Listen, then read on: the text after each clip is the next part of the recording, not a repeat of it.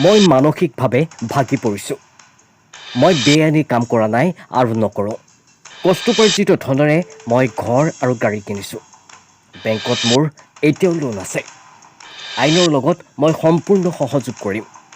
Trading কেলেংকাৰী মহাপ্ৰবঞ্চক বিশালৰ সৈতে নাম সাঙুৰ খোৱা সন্দৰ্ভত সামাজিক মাধ্যমত এতিয়া এনেদৰে প্ৰতিক্ৰিয়া ব্যক্ত কৰে কণ্ঠশিল্পী দিক্ষুৱে।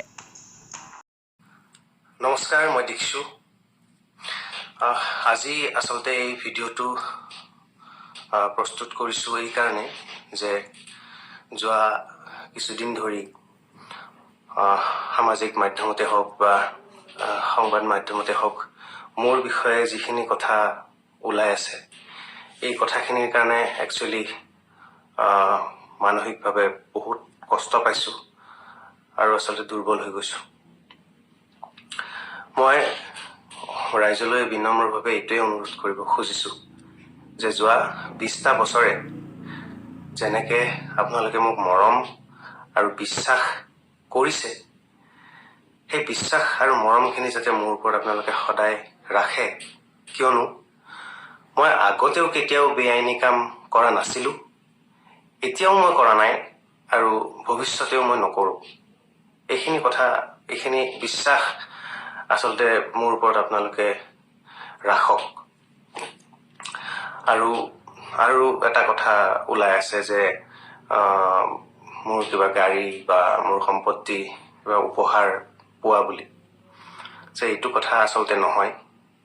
মোৰ যত সামান্য যথা শক্তিৰে যি মই আৰ্জন কৰোঁ, সেইখিনিৰে মই বহুত কষ্ট কৰি মোৰ গাড়ী বা মই থকা ঘৰটো মই ক্ৰয় কৰিছোঁ আৰু সেয়া লোনতে ক্ৰয় কৰিছোঁ। সেয়া লোন এতিয়াও চলি আছে। গতিকে এই বিশ্বাসটো যাতে ৰাখক আৰু মোৰ এইবিলাক যাতে বেলেগ কথাত আপোনালোকে বিশ্বাস নকৰে, সেইখিনি কথাই মই অনুৰোধ কৰিব বিচাৰিছোঁ আপোনালোকক মোৰ এই ভিডিঅ'টোৰ জৰিয়তে।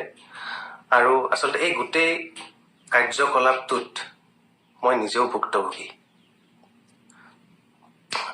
আৰু যিহেতু মই বেআইনী কাম কেতিয়াও কৰা নাই,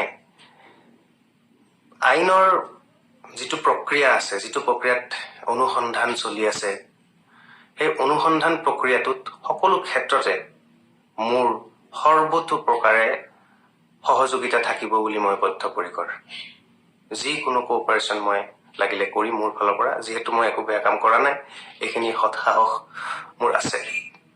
গতিকে সকলোৱে যাতে বেলেগ কথাত বিশ্বাস নকৰি মোৰ প্ৰতি এই বিশ্বাস আৰু মৰমকণ যাতে সদায় ৰাখে, সেয়ে মোৰ বিনম্ৰ অনুৰোধ।